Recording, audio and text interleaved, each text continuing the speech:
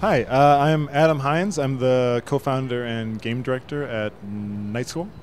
And I'm Sean Krankel. I am co-founder. I'm his cousin, as somebody just mentioned as we walk by. It's true. And the studio director at Night School Studio.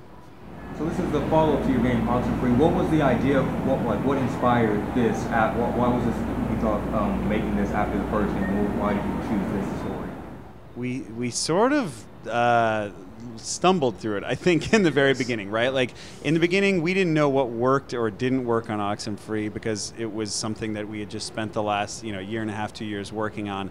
And after about 6 months sort of sussing out, like, we love these systems, but we want to do something different with them narratively and tell a totally different story, we started to veer in this realm. And, like, I think pretty early on, Adam and I were just saying comedy would be a really nice place to play in because there's a lot of that in film, but you don't see that in games that much, right? Like, I think it's something that our studio consistently strives for, is like grasping onto things that work well in other media, but that you don't see in a lot of games. And so, yeah, I don't know if you want to talk specifically about how we landed on this setting. This concept, yeah.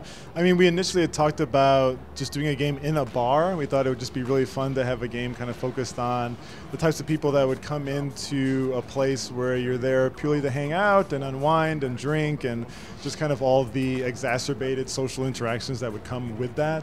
So we initially thought maybe you'll be a bartender, maybe that'll be the gameplay, you'll be able to kind of make drinks and serve them and meet people and kind of get into people's lives and try to help them out. But we were like, no, it'll be more fun to like actually drink and be a customer and go on a bar crawl and kind of have that fun time. So we kind of really tried to make the game based on that, and from there it kind of spiraled into, well, where would be the most fun place for that to happen, and we went back and forth if it should be a post-apocalyptic thing, if it should be an outer space thing, if it should be in the past, in the future, but we landed on it being in the afterlife, just because it gives us such a wide range of every single type of person and every single type of monster from mythology that could be there and have different reasons why they're there and different times that they would have died and for what and for why.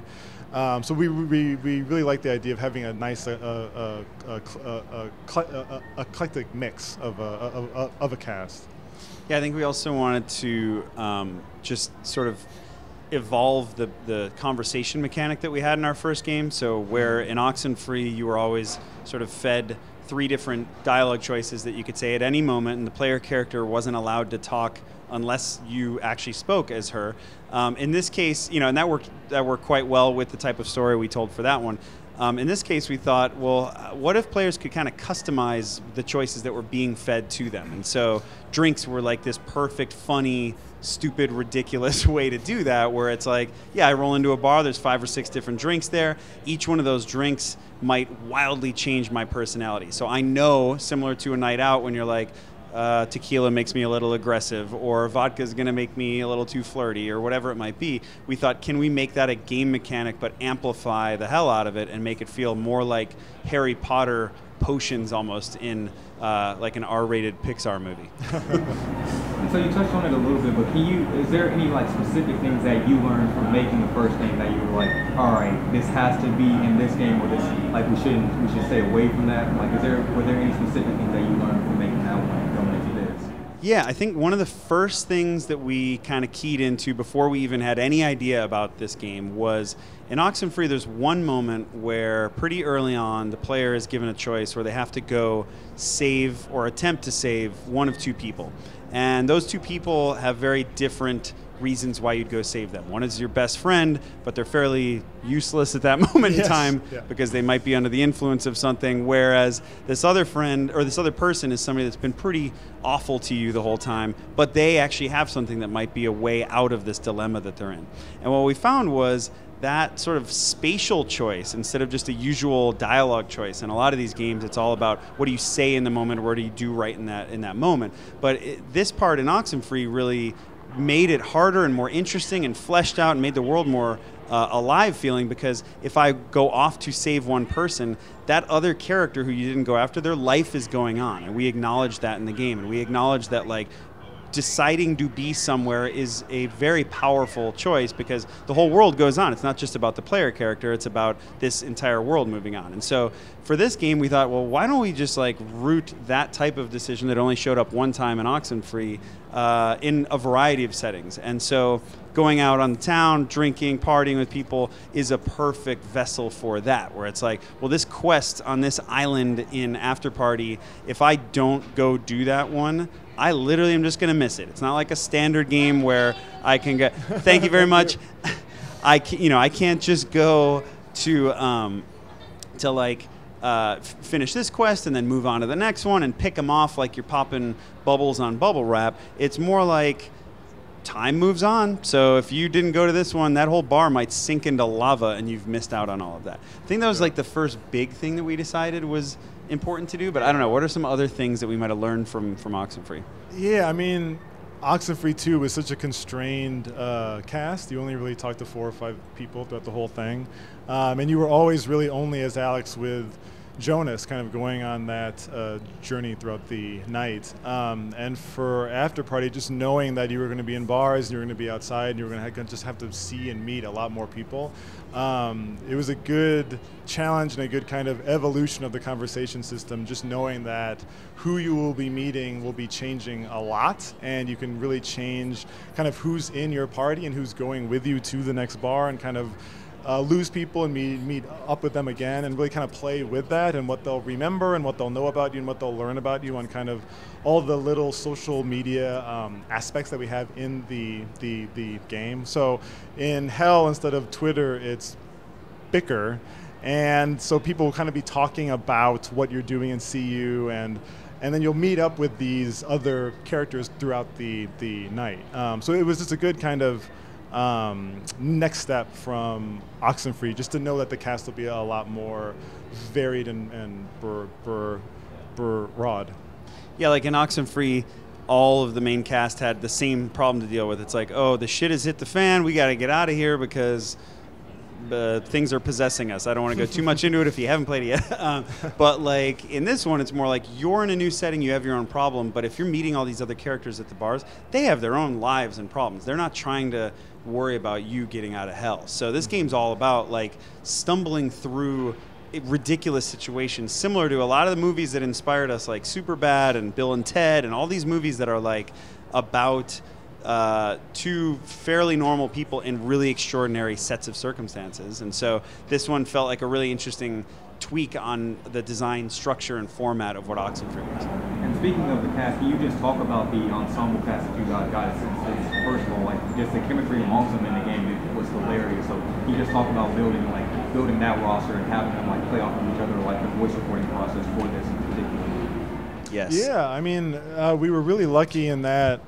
We just had friends in the industry and people who had played Oxenfree and wanted to be a part of our next game, but we were great to get Aaron Yvette, who plays Alex in Oxenfree, is back as your personal demon, whose sister Mary Wormhorn, and she's this very kind of phantasmagorical character who can kind of show up whenever she wants, and she's there particularly within the rules of Hell to torment you when you're not being tormented in a physical way. So she'll bring up your past and kind of bring up the choices that you're making throughout the game and kind of throw that in your face and break the fourth wall. And Sarah Elmaleh, who we've just been a fan of, plays Apollyon, which is a kind of like old world judge of the dead. But we were just really lucky in getting the cast that we did, and they all recorded very separately, just within the schedules that they had. So yeah, we just had to kind of all make it work in post to make it seem like they were all there. Yeah, the two leads, Janina Gavankar and Koi Dao, are really like the anchor of so much of this, and the fact that they didn't really even meet each other until the game was almost done was pretty massive. Janina is somebody that I had met through somebody that had been working on the Star Wars game that she was in, Battlefront 2, and we initially just kind of started chatting about just games in general and had a lot of shared things that we were interested in. And as we started to develop this game, I reached out to her just to be like, is there any kind of part you might be interested in? Because we'd be very fortunate to have you. And that quickly snowballed into her just being like, shut up, I want to be the lead in this game. So that was awesome in the best possible way, because she really killed the character that we, really wanted her to play ultimately from the beginning, which is Lola. And then Milo is played by Koi Dao. Koi is somebody who we sifted through a ton of people that tried out for that part, and Koi was just one of these things where it was immediately like, man, his tone, his reads, his acting, his comic sensibilities, he's so uniquely him that the two of them really just, together, that chemistry, and finding that chemistry, recording them separately was, obviously a difficult process, but only more on the game side, not from their side. They were incredible. Fine, they knock it out of the park. I think it's really fun because in that game, or in this game, you play as both of them, right? In Oxenfree, you play as one character, and that one character is dealing with a lot of external forces. In this, we want you to feel like two characters, similar to, seeing Bill and Ted, or seeing a lot of the Edgar Wright movies, these very buddy-driven things. And so it was vital that those two felt really natural together, because otherwise if one rubbed on you the wrong way or felt really weird or whatever, it would kind of suck to play the game. So I think that casting is in particular, those two are something that really we leaned into very heavily the further through the game you go, because we kind of pull at that friendship and go, sure, in the beginning, the stuff that you guys saw today feels very much like they're this symbiotic friendship. But the further you go, things can change like any friendship. So that's the stuff I'm really excited about, is just people getting to hear and see the range of where those performances go, because what starts off as really funny can get pretty gnarly. Speaking of that, I thought it was interesting to have them from the beginning, they're right on about to graduate, or they're adults. So I kind of correlate to that, because I'm like in that phase of my life. So was that? Well, can you talk about just making them that choice, they're just now figuring out their life's about to go on their adventure? Can you talk about why you decided to make them around that age and have a story kind of around that? Yeah, I think now the two original games that we've done continue to sort of surround moments of life that are ideally pretty relatable to a lot of people. And so in the case of Oxenfree, that meant people that are in their senior year of high school who have all of the just relatable aspects of that moment in time that we were able to mine from a sort of, relatable perspective. And so for this next game, we thought that moment when you are just graduating college, or even just in that age range, is something that if you're in it in the moment, it's something that is hopefully really poignant. And even if you're past that, you can look back on that moment. And I think we want to find at least an entry point for our games that is as relatable as possible, so we can tweak that and make it go as wild as possible, right? So in this game, the moment, like you said, is one that a lot of people go through, but a lot of people don't go to hell and have to drink their way out of it. So we sort of set the stage in a way that is very palatable, so that we ensure that when the shit does hit the fan, it's all the more impactful. And the last question before we let you guys go, is there anything that you would like to tease for the fans, letting them know just about what they can expect in this game, without spoiling anything, of course, but any details that you want to let the fans know? Tease it, Hines. Tease it. Something to tease. You want to know who killed JFK? It's in this game. It's in this game. You want to know what happened to Bin Laden? It's in this game. You want to know where all the... No, we don't have real world teases. Yes. I feel like the biggest thing to kind of anticipate is just the amount of drinks that are in the game that really change your personality. The amount of drinks. It became overwhelming to make and write, but we're really proud of the level of custom. It's okay. We're really proud of the level of customization that you can kind of do with how you kind of get through these quests and these bars and these conversations. You can really kind of be who you want to be in these situations, and I think people will be surprised at the amount of customization that you can have with the plot. I totally agree. Like, that's the thing that's going to be so hard to convey unless you play through it a couple of times. Because even watching people play it today, we talked to a couple folks earlier that were like, I played the demo at PAX, and then I played it now, and everything that I did was different. Is that because the demo was different? And it's like, no, it's all in there. It's just your choices are going to really dramatically change things. So I think the drink, like at the very micro level, that means that those drinks give you wildly different choices all the time, and that this guy had to write an insanely complex script. But at the macro level, I think what's interesting is there is a very, I don't know, the arc of where that friendship goes, that's really what the game is more about. Yeah. So that's the part I'm excited for people to get into, is like they, by the end of it, have sort of some clay to play with that is a great best friendship, and they can mold that however they want. So if that means that they're really tight or not, if that means the outcomes change dramatically and where they the outcomes within hell, we want to reward those choices.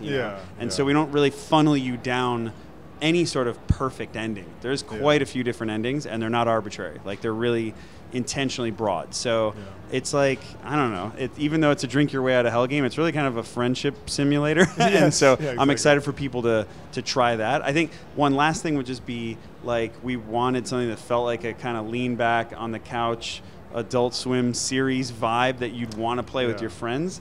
That's something that's pretty different than Oxenfree, that I think, even though it's not technically multiplayer, like, this is a game that we want people to play with their buddies. I think it'll be really cool to play over whatever few 8-ish hours with some friends.